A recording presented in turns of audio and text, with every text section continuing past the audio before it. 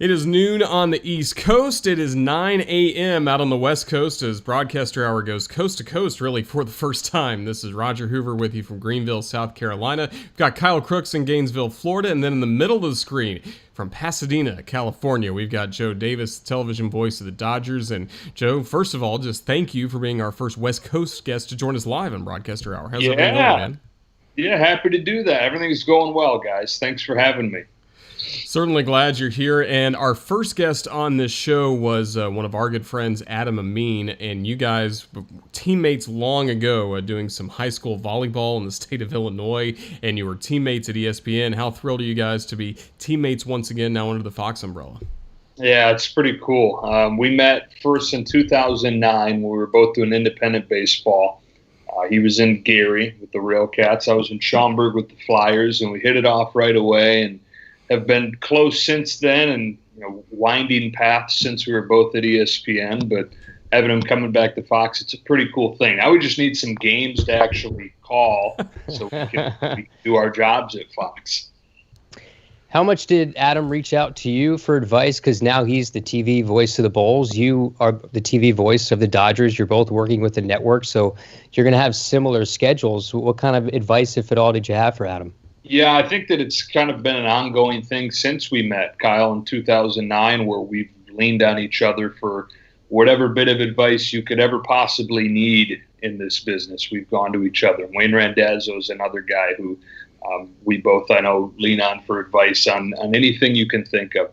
When it comes to him taking on the Bulls job, it wasn't as much advice for him as it was just encouraging him and reassuring him that he was going to love it. Like when this became an option for him, or started to look like it could be an option over the last couple of years, that's what I tried to hammer home with him. Was like, look, I know you think you probably like it. It'd be cool to add a team gig to the national stuff, but let me assure you, you are going to love it. Because I didn't know. I was doing the national stuff before I took on the Dodger job, and I wasn't going to take on a local job unless it was the right situation and perfect situation, and I wasn't looking for one. I took it, and it's exceeded expectations, and I knew, especially for Adam, with it being a team where he grew up, a fan of that team, and the city where he grew up, it was going to be incredible for him if he took it, and I know he's going to love every minute of it. Well, let's get to you and your career arc, because you start at Beloit College playing football and also broadcasting. What was it like balancing those two worlds? And in a way, because I didn't go to a broadcast powerhouse. I also went to a Division III school. And Joe, in a way, can't you kind of take a monopoly on all of the broadcast opportunities? Because there's not a ton of competition to get on the air. Yeah, that's exactly right. And, I remember sitting down with my advisor first couple weeks that I was there. The freshmen all come early at Beloit, and sat down, and you're not paired off with an advisor based on what major you're going into or what you want to do. You're siphoned to whoever randomly they put you with. And mine was an old physics professor who was also a world-class trumpet player. So not exactly a broadcast professional. We sit down, and he asked me, so what is it you want to do? And I told him I want to be a play-by-play announcer, and he looked at me kind of funny, I guess like a world-class trumpet player, psychologist, physicist, or whatever this guy was, would look at you. And he said, I have no idea what that is. And I'm thinking, oh, God, what have I done coming here? Like, is this a disaster? Do I have no shot? But exactly what you said, Kyle, having a monopoly on the opportunities that there were there wound up being huge. And not just a monopoly on the opportunities that were existing, but the fact that it was a small school where you got to know your professors on a personal first-name basis and advisors. And if there was something I wanted to do, I could find somebody to help me make it happen. So there were these existing things, few of them, but the existing things I had the monopoly on, and then whatever I could dream up, I had somebody who would help me make it come to reality. And you had those great opportunities in school, Joe, but then what were your first steps into the professional baseball world like? Were you sending tapes just all over the place and hoping to find an opportunity? Yeah, so for Schaumburg, that was the summer before the Schaumburg job I mentioned where I met Adam. That was the summer before my last semester at Beloit.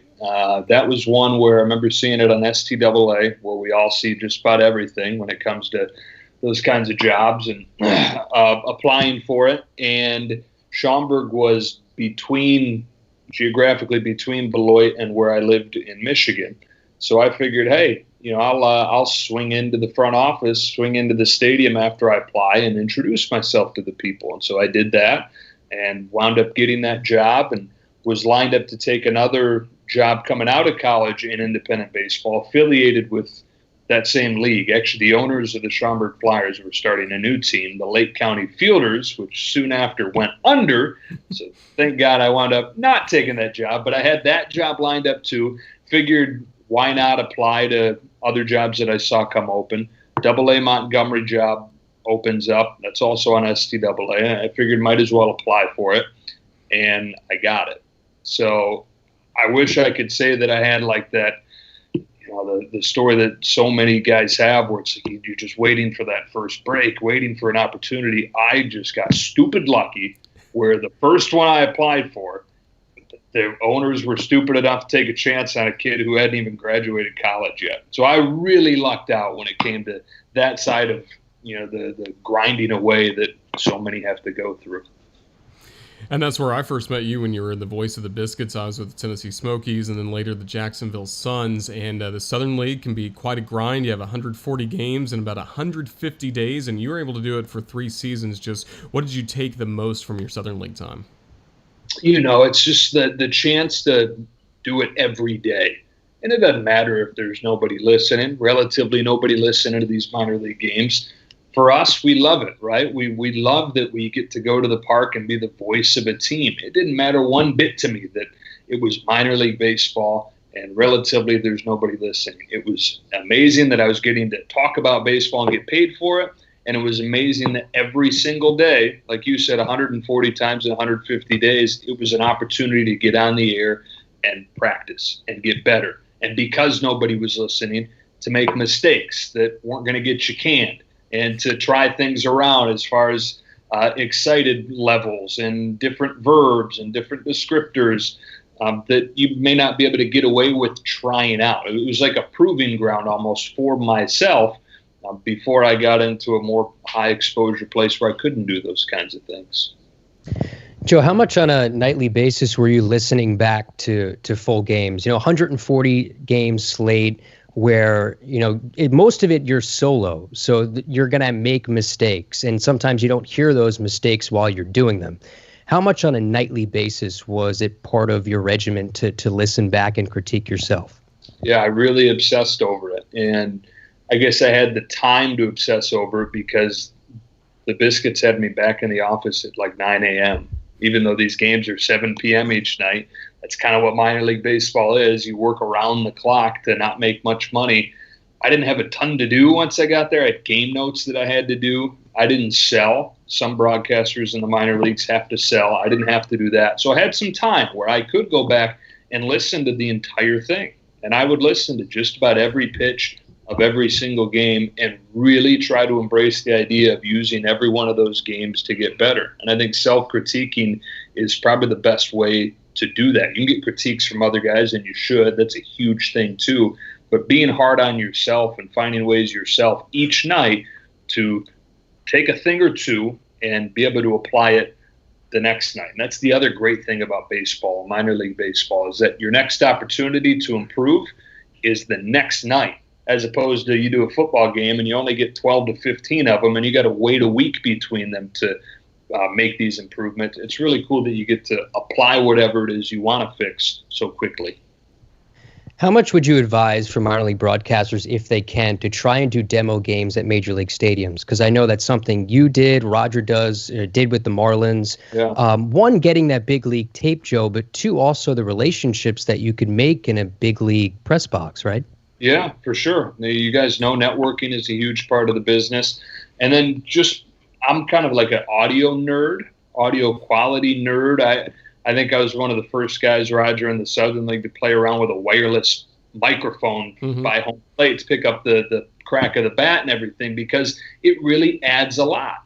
Even if you don't think it does, subconsciously, I think the listeners that are judging us, it makes a difference. And when those listeners are the decision makers, it makes a difference. When you hear 40,000 people humming in the background as opposed to 400 on our minor league tape, and the acoustics of a big league stadium, and the sounds of big league names as opposed to names that people have never heard of, it just kind of helps you fake it, right? It helps you fake it till you make it in the minds of the listeners. Even if these guys, as many of them are smart enough to know that you're not a big league broadcaster, I think there's something subconsciously when they listen to the tape, when the decision makers listen to the tape and hear you saying those big league names and they hear the 40,000 people roaring, it's a big deal and gives you a huge edge over somebody who may have a flawless minor league inning, but they're saying names we've never heard of, and there's an echo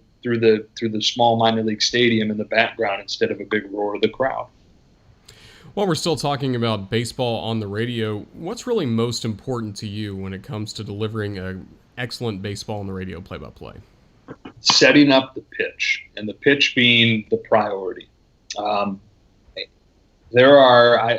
try to listen to as much tape as I can for young guys and guys that are just getting started, because so many people did that for me. And one thing that I hear more often than I feel like I should is the pitch not being the highest priority. It has to be everything.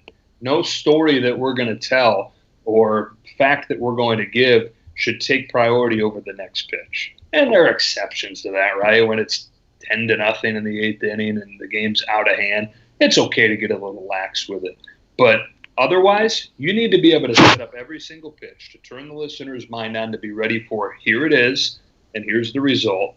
But also, if you're caught in a story and then you hear the crack of the bat and the ball's put in play, you have no chance on a big play to be good at describing it, to be clean at describing it. You're going to have to speed up to catch up to call the action. So I think just fundamentally you need to make sure that the pitch takes priority, because it is the most important thing. Our stories aren't. But then secondarily, if you want to be smooth in calling the play, you owe it to yourself to set up every single pitch. And a lot of people, when they're in a minor league baseball broadcasting role, they always think they're just like the players. Oh, I'm just preparing for my next job to call big league baseball on the radio. But for you, it seemed like from day one in Montgomery, you were focused on casting a really wide net, including television. Just how big was that for you in your career? Yeah, and I think you said an important thing too. Like, you do need to focus on the day-to-day. And I tried to keep that in mind as I went through it, doing the self-critiquing and trying to really use every day as an opportunity to get better and not get too caught up in what's next. So always keeping an eye on what's next. What can I do to get better, but what can I do right now as well? That said, yeah, I wanted to do TV. I knew that. It wasn't that I wanted to do TV over radio. It's just I wanted to explore doing TV. And it's such a catch-22, and I'm sure it's evolved at the entry level since I was in that stage. But at that point, so hard to get TV tape without having TV tape. And, so I just tried to be as creative as I was to find opportunities. No opportunity too small at that point. And for guys that are starting out, that's a great way to look at it. No opportunity is too small. I was doing high school football webcasts for WSFA 12 in Montgomery to get some semblance of just video with my TV call over it to be able to put together some kind of reel. And as soon as I got to Alabama, I started reaching out to the people that produced the state championships on television and created a network there that led to some tape there. And same thing at ESPN, getting my first opportunities at ESPN3. Same thing at Comcast Sports Southeast, getting an opportunity to do Sun Belt games for them. Just kind of having an eye on that being something I wanted to do and networking my way into kicking those doors down to get that first chance. Joe, from a technical standpoint, what was the adjustment like for you? Because once you start getting TV reps, like most of us, we go from radio to television. Television, you have to pull back a lot more. What was that transition like for you, radio to television? I think that the tendency for all of us, and I know it was for me, is to think a lot about that, think a lot about the transition and not over-talking once we get to TV. And that's important. You don't want to over-talk, and you don't want to do a radio call. But I know I was guilty of this, and I hear a lot of people making that transition guilty of this, almost like paralyzing yourself over that concept and worrying too much. Am I doing a TV call here? Like, am I talking too much? I hear a lot of guys, and again, this was me too, overthinking it, and then you just don't sound good. It sounds like somebody trying to do a TV call, like efforting to make the right captions and things like that. So, yeah, it's important to be mindful of it and know that it's different. But beyond that, like, I think we get into this business, we're smart enough to know that there is a difference and to embrace that idea. You got to be careful not to paralyze yourself over the difference in a TV and radio call. And I guess I don't really have any tips on how you do that. Just be cognizant that you don't need to obsess over the difference, I think would be the way that I'd put it. I guess it's just a feel thing that comes about over time, right, Joe? Yeah, and with anything, Kyle, it's like the more you do it, the better you're going to get at, and the more comfortable you're going to be with the difference.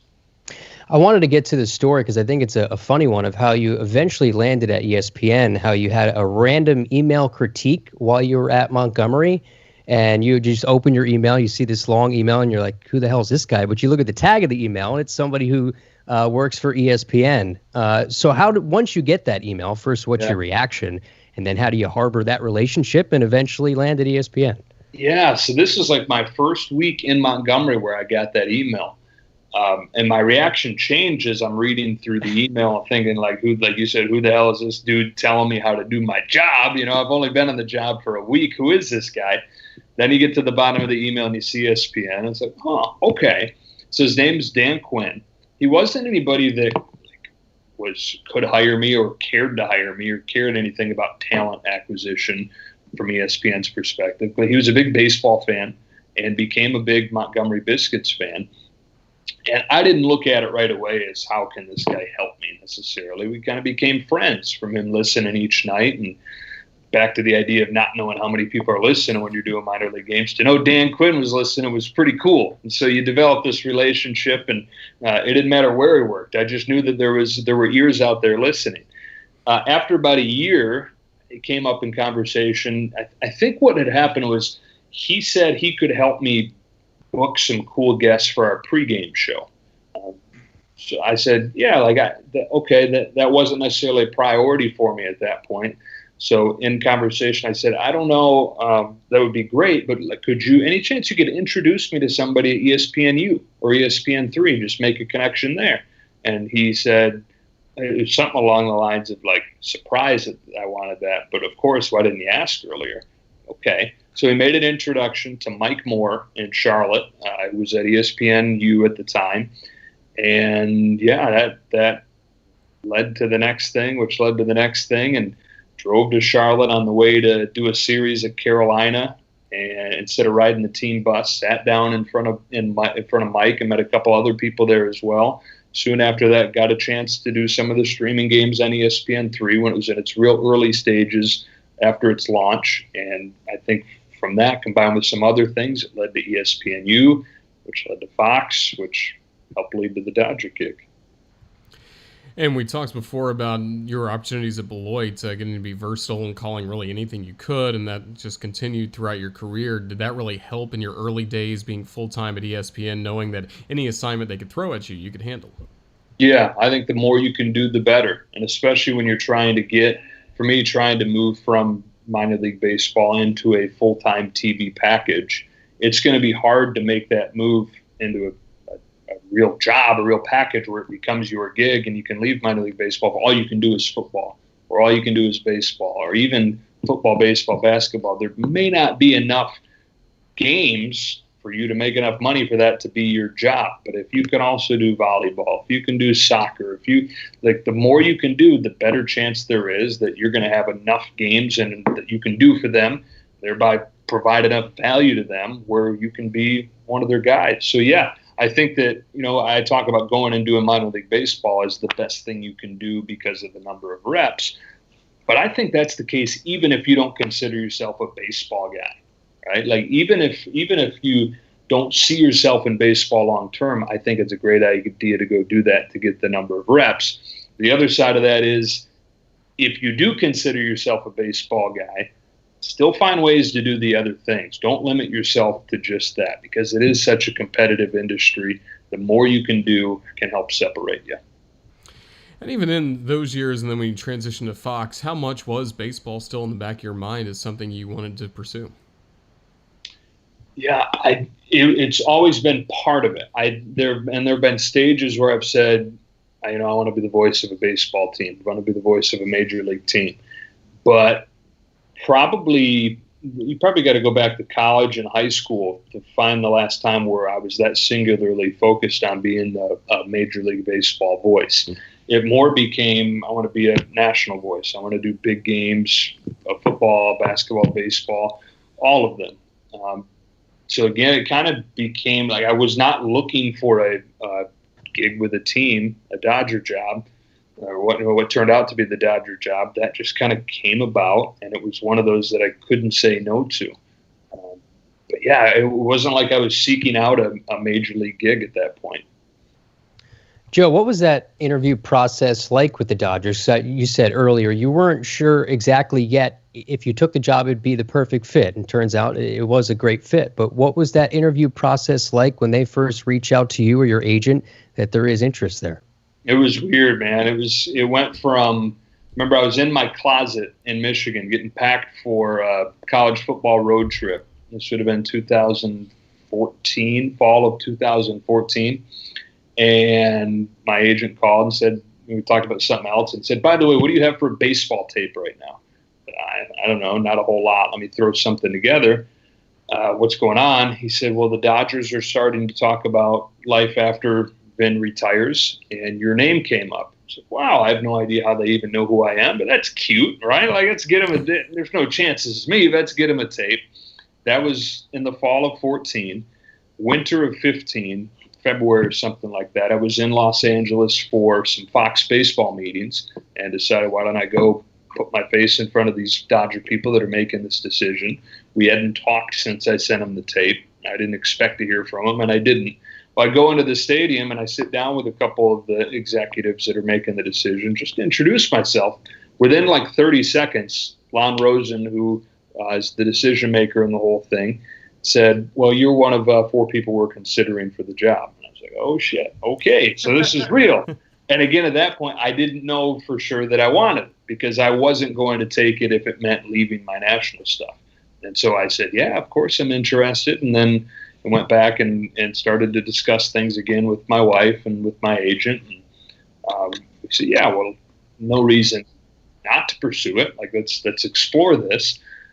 Another few months go by, we don't hear anything. And then in May or so, find out that they've offered the job to somebody, and if he takes it, he takes it. If not, it could be mine. So a month after that, they call and say, we want to hire Joe. And over the next few months, we went back and forth figuring out how to make both work, heading the Dodger job and continuing to do the national stuff. But it's a long way to say, again, kind of like I said at the beginning, it was a really weird process where I never really interviewed for the job. I never sat down beyond that first meeting where it was 15, 20 minutes and they basically told me that they were considering me. I never really sold myself like you normally do. I didn't try to get the job necessarily. It just kind of happened. And once I knew that I was on the radar, of course, I became interested in it. But it wasn't like I applied with a resume and then had these interviews lined up. And it just all kind of came together. Really, a really odd process for sure. And once you accept the job, do you have a moment to yourself where you're sitting down and you're like, oh my God, Vince Scully is the voice of the Dodgers. I'm eventually going to be replacing not just a legend in baseball broadcasting, but a legend, almost kind of like an American legend, right? I mean, This is the biggest of big jobs. Do you have a moment to sit down and just realize what this undertaking is going to be? Through that, because the process of accepting the job was so long, I thought about it a lot over those 3 to 4 to 6 months or whatever it was, where it was looking more and more like I was going to take the job. But yeah, as far as pinch me moments where that kind of hits me, they still happen all the time. 4 years after I took the job, Vin called me the night before it was announced that I had gotten the job. That was a pinch me moment where I first talked to him. My first game was a pinch me moment. My first game at Dodger Stadium. And all those pinch me moments are in that context of the chair that I'm sitting in and who's been in that chair for so long. And before him, Red Barber, who's a Hall of Famer himself. And just to think of that lineage, it's like it doesn't make sense to me. I kind of smack myself like, wait a minute, no, this can't be real. And just, like when you at the beginning, Roger said the voice of the Dodgers. It's like, what? Good. What? Yeah, still, I don't think that's ever going to wear off. Well, that's certainly good. And for you as well, you know the lineage, you know the history of broadcasting, you know all the bios of Scully, Barbara, all of that. When you do have your first moments in that job, and even the year you were calling 50 to 60 games, how do you keep kind of an inner calm during all of this? And I'm sure that really helped you in some of your first big ESPN assignments as well, knowing you're on a national stage so early in your career. How do you have that inner calm that you deliver the perfect play-by-play you want to? Yeah, I think, bigger picture, it is making sure that I don't look at it as replacing Vin, because nobody's going to replace him. It sounds like a rehearsed line, but it's just true. Nobody's going to replace Vin. I think you're setting yourself up for failure if you go into it trying to. And I think you're setting yourself up for failure if you go into it thinking too much about it. For me, it's what made it so special. It's what made it a position I couldn't turn down. But I knew that if I was going to have a chance to succeed in it, I couldn't try to be him. I just had to kind of allow myself to be myself. So big picture, that's it. When you get into the moments themselves within the games, how do you remain cool and deliver, like you said, the play-by-play that you want to? Actually, a tip Vin gave me, because one of the things that I find so impressive about him is his wonderful ability in those big moments to never seem phased. And you guys know those big moments come and our hearts start beating faster, almost like we're in the moments as players. How do you slow that down? And he said he made the comparison to think of a house that's set on fire in the middle of the night, and you've got to get your family and your pets out, and you're kind of in charge of making sure everybody gets out safely. If you let that heartbeat start going crazy while you're trying to do this, it may not be a pretty picture. You may not get the cat and the dog and the kids and your wife all out. But if you take a deep breath and just tell yourself to quiet down, tell your heart to slow down, got to be cool and calm, you're probably going to get out of that burning house just fine. And, I often think about that when those moments come. And the good thing, one of the many good things about the Dodgers job for me has been the 3 years that I've been the guy, they've been having these moments like this, like once a homestand, at least. We're talking like 15, 20 moments a season where there's something special that they do. How do you get good at calling big moments? You got to have the big moments happen in front of you. You got to be in the chair when they happen. You can't replicate those. So I've been so fortunate that they've given me a bunch of practice over a few seasons to slow my heart rate down, to take a deep breath and not put too much pressure on myself in each given moment.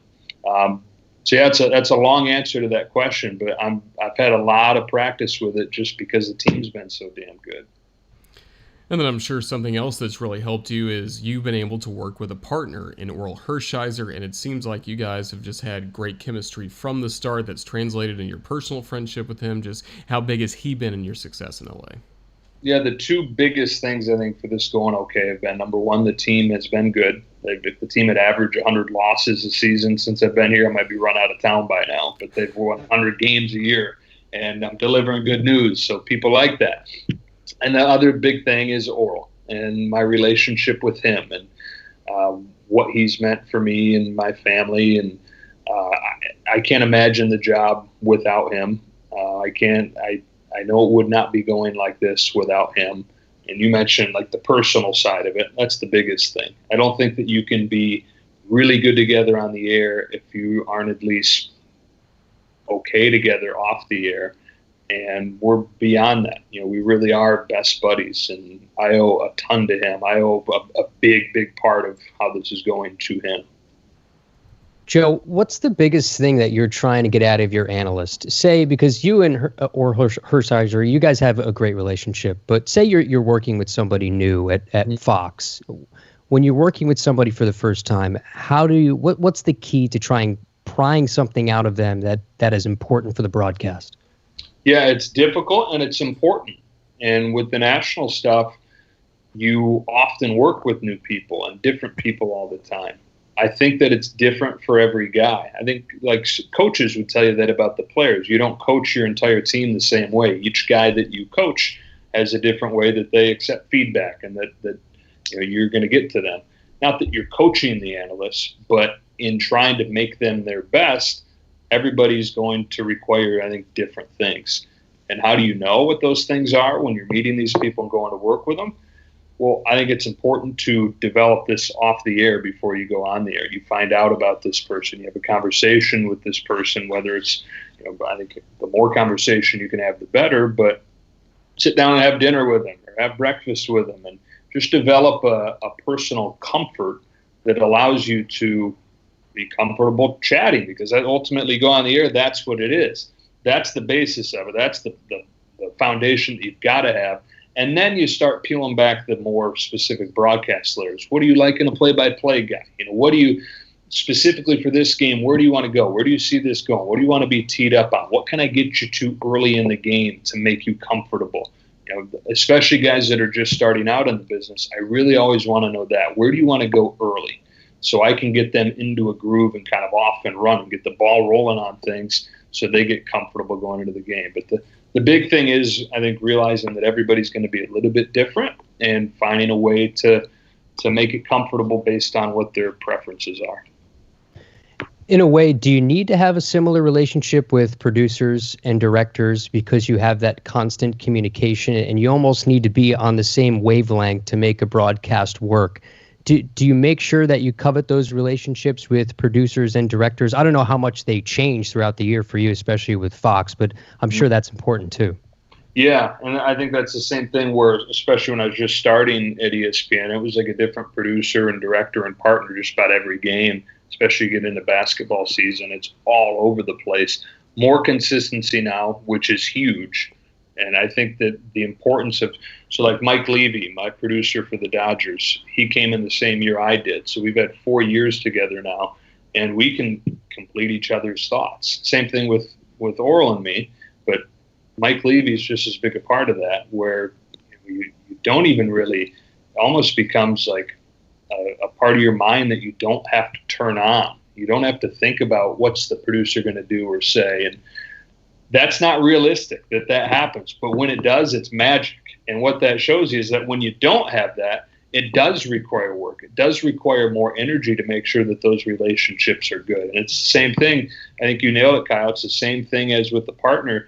You need to have, on a personal, just human level, comfort with the people that you're working with. And that requires, when you're meeting these people for the first time and working with them for the first time, the first few times, going out of your way to make sure that happens. That's not just going to come out of thin air. That requires some effort, and it requires making it a priority. Getting into some of the preparation side of the business for a Fox college football game on a Saturday, can you take us through your week of preparation and what's most important to you, especially what's most important to have on your board? Yeah. I like to say that with football and basketball, if somebody gave me an assignment and said, you got to do this game tonight, you've only got a few hours to get ready, I would spend my time almost exclusively, just given a few hours, on memorizing names and numbers.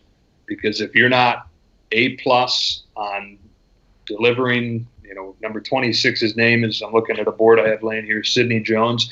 If I don't know that, like I know your name is Roger, I'm not going to be at my best. I don't have a chance to be as smooth as I can possibly be. So that's the biggest thing. And I'm doing that all week. Everybody has different ways of memorizing things. I like to write the numbers down left-hand column and quiz myself, kind of go down the page and write the names. And then I'll do the same thing. I'll write the numbers. I'll do it again. And I have notebooks filled with names and numbers just as I try to memorize. And then I also try to memorize a headline for each player, at least the guys that are going to touch the ball, or on defense, just about everybody. So I'm not just nailing, that I see your face and know you're Roger, but I'm also saying, met him when he was with the Tennessee Smokies. like a fact to introduce him with that can come without me looking down and searching to find it. I think to really be at your best, you've got to have those couple things: the immediate ID and enough knowledge to immediately introduce. Give me something about this guy. So that's a priority. And for some guys, that's all there's going to be. I don't want to have all this prep and all these stories just for the sake of having these stories and having this prep and feeling comforted by having a bunch of fine print on my board. I think that I did that early on, and the problem with that is I feel like I'm sitting at a messy desk. Like you pour all this information and you get so much information to absorb during the week. It's great, but if you don't prioritize it, for me, I would get into the game and be like, okay, holy crap, I got all this stuff, but where is it? Well, I know I read a story about this guy, but which guy was it? And I'd finish the game and I'd be like, God, I didn't even talk about the most important thing for that guy. I didn't even say that the team was looking for its first championship in however many years. That's the important thing. So finding a way to take all this information and narrow it down, refine it, and have your headlines. That's for the individual players, but it's also for the teams. I spend the week having putting together what I call a storyline chart, where I split the page in half, one team on one side, one team on the other, a headline for each, looking for their first 6-game winning streak in 5 years. On the other side, trying to move into first place in the division. Under that, maybe a headline about what their last game was, anything noteworthy from that. For football, I then do an offensive headline and a defensive headline and vice versa. And I'll introduce the groups with that. And that's something that I'll kind of go back to throughout the game as to update those key headlines and key storylines coming in. And then, you fill in the rest of the time with some of the minutia, some of the deep dive stories. But again, I'm not doing that on every single player. I'm reading everything I can find, but finding a way to sift through it and prioritize what I need to know and what the listener needs to know. And you mentioned you had a board there. Could you hold that up to the camera so we can see what you're working with? Yeah, I ran up to the attic and grabbed the first one I could find. It's completely random. It's Washington and Arizona State, I think 3 years ago. So I've got just a legal size folder, Arizona State offense, Washington defense, and vice versa. And I'll zoom it in so you can see a little more closely what I've got. Jake Browning, just to give you an example of what I was talking about with having a headline. Can you guys see that? We can. That looks good. Yeah. Okay. So started career 4-5, 12-1 since mid-November last year. That at that point was kind of the story. He came in as a freshman and struggled. Chris Peterson's first year, they're about 500, but now they've turned into the best program in the Pac-12 with what he's done since he kind of settled in. Let's see, Levon Coleman. So I've got it highlighted there in the extra bold font, 9 yards a carry. So the first time Levon Coleman touches the ball, I'm going to know it's Levon Coleman, like I'm going to know my mom's name. I'm going to see 22. I'm going to know that's Levon Coleman, and I'm going to know, how do I tell you who Levon Coleman is? Beyond who he is, who is he, right? Here's Levon Coleman, 9 yards per carry. If I'm listening, whoa, okay, I know this dude's a big play threat. Same thing with Myles Gaskin. First carry of the day for Myles Gaskin, more than 1,000 yards on the season. That's enough to get me going. You see that's highlighted in red, and I color code everything. But all I really highlight, you flip it over, Arizona State defense, all I really highlight in yellow is that headline that I'm going to be prepared to introduce the player with. So something as simple as you see DJ Calhoun, the leading tackler. I now know who DJ Calhoun is, more or less. And as the game goes on, I'm going to get deeper into it. I've got more detailed stories on the guys as you dive in deeper into the board. But just the ability to be able to introduce who the guy is. And that's the individual player side of it. I've got stat categories. I highlight good ones in yellow, bad ones in blue. Little sections here on the group as a whole. This is the section I think that's probably evolved most for me through the years. That used to be filled with information about the unit, but I don't know. I just found that was like the messy desk syndrome. Do I need all that? I know it from reading it. Do I really need to have it all bogged down on here? But again, it's still, I haven't figured it out. I'm still trying to figure it out and still evolving the way I do it all the time. And when you want to also, when you have your coaches meetings and things like that, are you putting that on your board? Or is that a separate area where you're putting all that extra information? Yeah. So kind of the whole week, Kyle, for me goes into this board from the time that I get the 2 deeps on Sunday night or Monday morning or whenever I begin it. All my prep gets thrown into that board. And then the last thing I do is clean it up and prioritize. And that even in some cases involves deleting stuff that's just too much and that I know I don't need. It's overkill. So, yeah, I've got my computer out during the coaches' meetings. Sometimes we'll do a conference call with a visiting team during the week, like Wednesday. A lot of times we'll do them in their hotel on Friday when we get to the site. Pretty much always do the home team on site Friday morning. And I'm typing in notes, and it's still not real pretty yet as I'm typing those notes in. But I'm also typing those notes in through the week as I'm reading articles each day, as I'm reading the game notes, as I'm going through the media guide and going back and reading all the long feature articles about guys from their career. But yeah, right up until typically, say we have our last meeting Friday afternoon at 2:00. Well, from 3 until dinner at 7, I'm really honing it all in, cleaning these boards up, exporting them to PDF, sending them off to get printed, and then the following morning before the game, following afternoon, depending on what time of day the game is, I then do all this highlighting, which is kind of my last, like, sit down, take a deep breath, really focus, and start to get that game face on, get the mind in correct position to be able to go through and highlight what's important. And when you meet your analyst at whatever city you're calling a game, how much film are you watching? Any film with your analysts as they break down the X's and O's? You kind of soak that in as well, so you know that when you see something happen or they want to replay and they want to go in a certain direction, you know what they've seen on tape and they've talked about before the game. Yeah, I have.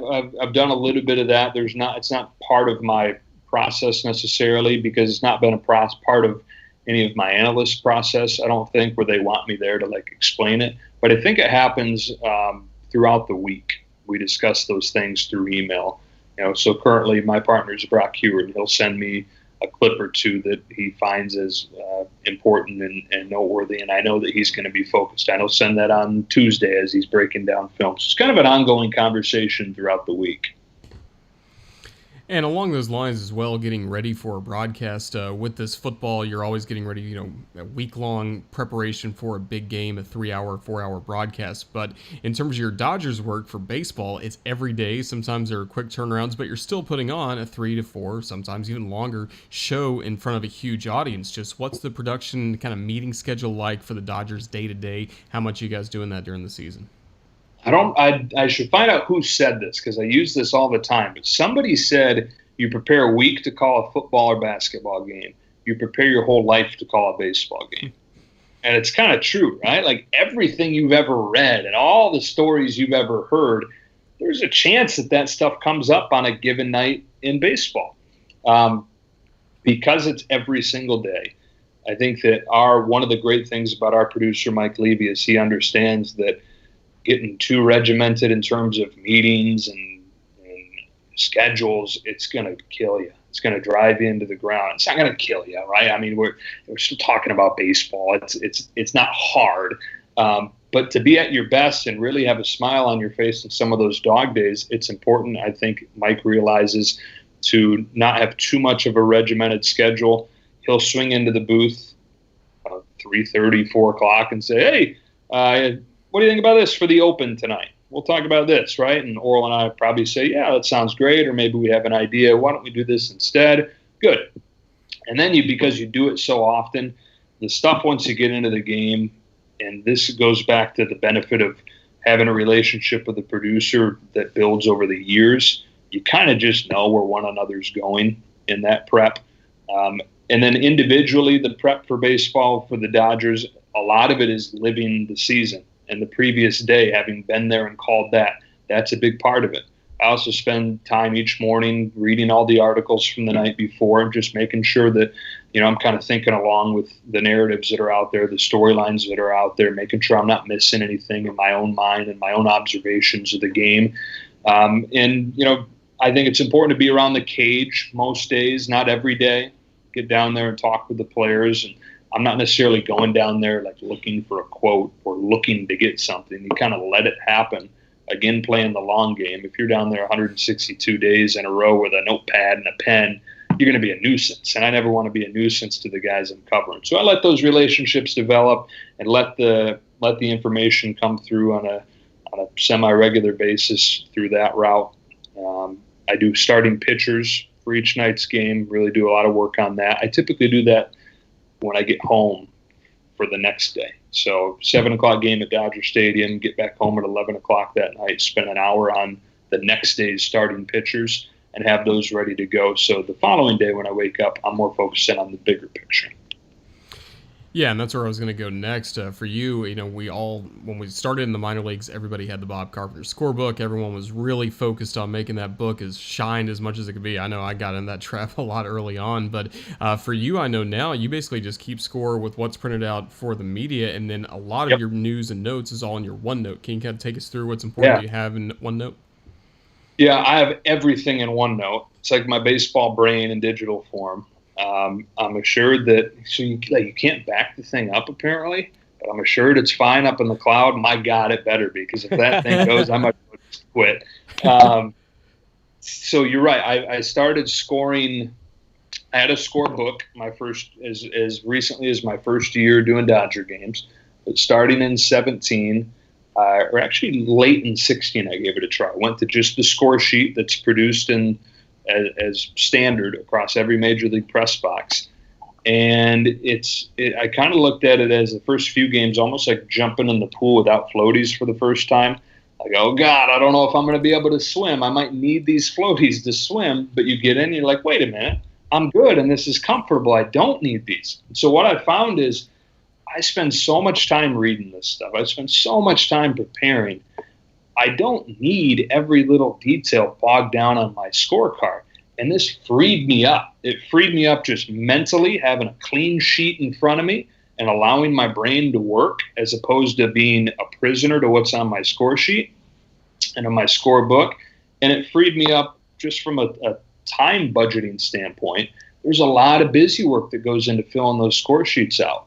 And so when instead of spending an hour writing all the names and numbers in there, I'm spending an hour talking to players and coaches. I'm spending time talking to the manager. I'm talking to the other broadcasters, stuff that would be devoted to filling out that scorebook if I hadn't made the decision to go to this process. Joe, what percentage of what makes the air do you think is from those conversations day of? Because when you're a team announcer in baseball, you're there every day, and sometimes it can be hard, maybe not for the Dodgers, but to find certain storylines to keep it fresh. So that's a way to keep it fresh, right? Continue to have those conversations day of. Yeah, exactly. Orel and I always say, because there are some days we're like, are we going down today? I don't know. We're tired. Are we really going to go down to batting practice? We're always glad when we do. We always come back saying, you know what, that's the best thing we got for tonight. That 5-minute conversation we just had with Max Muncy, that's the best stuff we're going to have. Without fail, that winds up being the case. When you invest that time to go get the intel down by the cage or in the manager's office, it's always worth it. I mentioned this a minute ago, cognizant of not being a nuisance. I probably lean too far towards that. I don't want to get in the guy's ways. I don't want to be somebody who's like, what do you need? I probably worry too much about that and could be more aggressive getting the extra information, because that's our job, right? Like we're a liaison between, we have that access that the fans at home don't. And especially now with how much great stuff there is on the internet, Fangraphs, and we all know about Baseball Reference and Baseball Savant and all these websites where anybody can access the numbers and the facts. What they can't do is they can't walk up to Cody Bellinger at the cage and ask him how his swing's feeling. So the more of that I can do, the better. I think that the more that I'm able to bring something of value if I'm doing those things. Transitioning a little bit, what's the one thing or maybe a few things that you see young broadcasters in terms of mistakes that they make when you get TV tapes or radio tapes? What's something that stands out to you that you tend to see or hear often? I think a couple things that I mentioned earlier would go into that category. Not prioritizing the pitch on baseball radio specifically, not setting up a chance that the next pitch could be the one. Any pitch could be the one, not taking that seriously enough. Overthinking the difference between TV and radio. When guys make the transition to TV, that's probably something. I think that we all go through the exploration of where we belong excited-wise. Some guys are better really cutting it loose. Some guys are better flatline. I don't know if it's a mistake. For me, like, you can find tapes in Montgomery on a Monday night, I'm screaming my ass off. On a Tuesday night, I'm like not getting excited at all because I'm just exploring where I belong. So I don't know if that's a mistake as much as it is I see that a lot. I think that's a good thing. Like, explore where you belong. Don't be afraid to really get excited. Don't be afraid to see if you may be right here. Explore that range, and it's going to take years to find it. So again, I don't want to call that a mistake, but that's definitely something that I see a lot, that exploration going on in terms of excited levels. And where have you really found a comfort level? Because there are so many great Dodger moments that have happened. You've been able to really sum up really well. I think a lot of people look when you said this team or Babe Ryu when when Hyun-Jin Ryu hit his home run. Just how do you think about those moments? And it just seems like, again, it's perfectly captioned to the audience. But as you're delivering those calls, what's going through your mind? I appreciate you saying that. I think that for me, I'm not smart enough to have the moment happen and just bam, captioned right. And so, but also I'm smart enough to know you can't script that stuff because we don't know exactly what the moment's going to be. What we do know typically is that there's a chance there's a moment coming soon. You know, you can go move into the bottom of the ninth inning and see they're down 2 runs and they got this guy, and this guy coming up. There's a chance, and with the Dodgers, there's a pretty good chance they're going to do something special. What would it mean if they did? So it's more than just if they go into the ninth inning down 2 and wind up winning by 1. It's more than line drive, base hit, center field, the Dodgers win. That's not really capturing. I guess that's captioning, but is that really capturing what the moment is? So I try to anticipate, not script, because it's going to sound scripted. I've done that too. I think we've all probably tried that, and it always sounds scripted. So I try to wrap my mind around as I'm anticipating a moment could be coming here. What does this mean? If they won in a row, and there was a stretch last year they had 3 straight rookie walk-off home runs. 3 games in a row, a different rookie hit a walk-off. They had 5 or 6 consecutive home games walk-off wins. A couple years ago, they didn't take over first place until late August when they came from behind to take first over from the Diamondbacks. All that context is important to consider as you anticipate the moment coming. But again, for me, I can't just have the moment happen and then come up with an appropriate fitting caption. This will be the last one for me. We'll have Kyle have one more as well. But for you, you get to be the television voice of a team, and people are so loyal listening to you and Orel every night. Then you get to October, and the stakes are at their highest, and it's a national announcer. Now you've gotten to be on the other side of that, calling the division series, also the ALCS last year as well. Just how do you approach those October assignments, knowing that the audience you have has been very loyal to their guys all season long, and now it's you coming in as the big bad national announcer, I guess. Yeah, I guess it's helpful, Roger, that I do have both perspectives. So I do see what makes a team and its announcer, the relationship special. I do have that perspective. And so I understand when I go in and people hate me. I get it, right? Like, I'm not there every day living and dying with them, so I completely get it.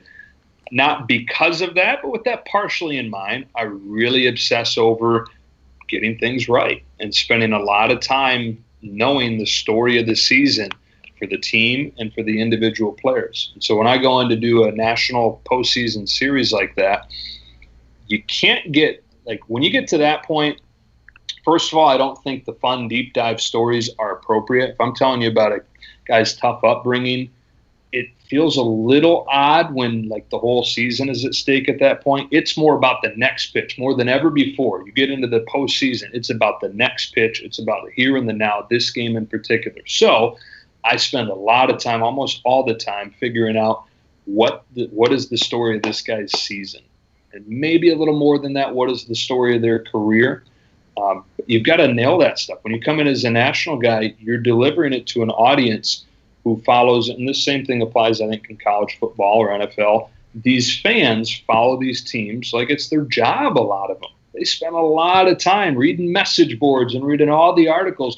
You got to come in with 1 week of preparation and not just, pass their test. You got to teach them something if you're doing their job. You got to deliver some stuff that they don't know. And so I really obsess over making sure that I nail the facts when it comes to each individual guy and the teams that I'm covering. Final one from me, Joe. As you're preparing for baseball, whenever baseball comes, according to Rob Manfred, there should be baseball at some point. Are you preparing for the fact of calling games off of televisions and a remote studio and no fans and the prospect of all that? Just how odd this season's going to be, especially from a broadcasting perspective? Yeah, you're right. It's going to be weird. Even the games where we're there, they're going to be able to hear us. The players are going to be able to hear us. Southern League's great preparation for that. Yeah, right? Yeah, exactly. Joe Davis Stadium in Huntsville. Yeah. Huh? It's like we laugh at it, but that's not great that they can hear what we're saying. I know that's going to get into my head a little bit, right? Like, we're all human. We don't want to sit there and say bad things, even if they're true, about somebody who's sitting right there and can listen to us. But a lot of times we are when we're broadcasting. We're given the facts, so they're not doing well right now. If I'm sitting there saying, well, Mookie Betts is 0 for his last 15, that's the fact that I got to give you. But if he could hear that sucks, right? Like, that's going to be weirder and more difficult, I think, than we're even really wrapping our minds around. And then the other part of that is calling games off monitors. I've never called baseball off monitors, but I don't think it's going to be easy. I've talked to John Shambi a little bit about it. He's done a bunch of KBO games like that, and he confirmed a lot of the fears I have. How do you, with conviction, call a ball off of the bat when you're trying to find it on a monitor and you're basically you have to trust the cameraman that he tracks it. You can't really watch the fielder to take you to the ball like you would in person.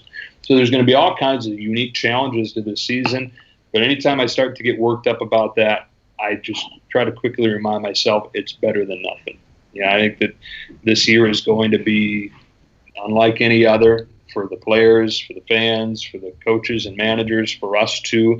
It is what it is. I think there's an amount of grace coming from the fans right now, or there at least was before these negotiations went how they were. Anything is going to be better than nothing, and I think we have to kind of look at it like that from our perspective to calling the games. I think Gary Thorne had a situation like that a couple of years ago when they played in that empty stadium. I think it was Orioles White Sox, where Adam Jones looked up and said, "Can you shut up, please?" or something along those lines. I think it's out there somewhere, but yeah, it is a possibility. Yeah. Yeah, and real quickly, when you're calling a Dodger game, how much are you watching the pitch on the monitor? And then when you see the action, do you immediately look to the field, or you stay locked in on the monitor? Yeah, so Orel and I have our setup. It'd be kind of hard to describe to you. See if I can do it with these couple coasters I have here. We have our monitors set up. It's going to be really hard from this angle, but like a V. So he's to my right. Field's down here. I have my monitor right here.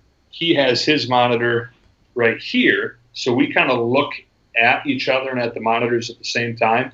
Most people, the standard is I'm here with my monitor here. Orel is here with his monitor here. Well, how are you having a conversation if you're back to back? So, yeah, we have our monitors in the middle, so we're kind of facing each other to begin with. I watch the pitch on the monitor always. When you're sitting at home, you can tell it's a fastball on the outside corner. If you're sitting anywhere in the stadium, you're guessing on that stuff. So I want to make sure that I have the same information the fan does. I'm going to get exposed if I'm trying to call pitches like that and consistently get that right. I call the pitch off the monitor, and as soon as the ball is put in play, my eyes go from here up to here to track the ball in play. Now, how that's going to work when I got monitors all over the place in a dark studio, we'll see. Could be ugly, but we're going to give it a shot. Well, we certainly look forward to the day that comes. I think everyone's just ready for baseball, ready for sports to come back, and I know you are as well. But, Joe, we could talk to you for another 3 or 4 hours about all this, but thank you for all of your insights and your time today. This has really been a treat. Thank you so much, man. Thank you for having me, guys. My favorite thing, nerding out about broadcasting. So thanks for letting me do it. We love it. Joe. That is Joe Davis of the Dodgers and Fox Sports. Thank you again for watching this week's edition of Broadcaster Hour.